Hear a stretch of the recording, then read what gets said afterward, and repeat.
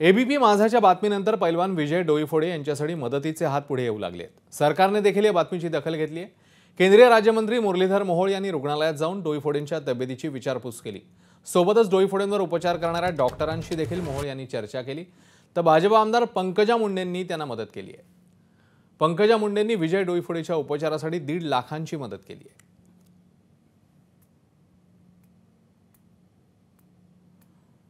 तर एबीपी माझाने या संदर्भातली बातमी दाखवली होती आणि आता नेते मंडळींनी याची दखल घेत विजय डोईफोडेंना मदतीचा हात हा दिलेला आहे।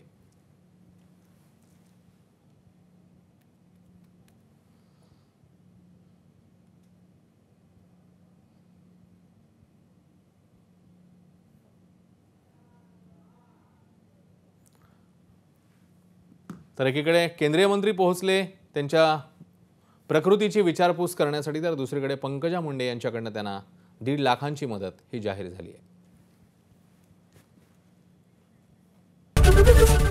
एबीपी माझा, उघडा डोळे बघा नीट।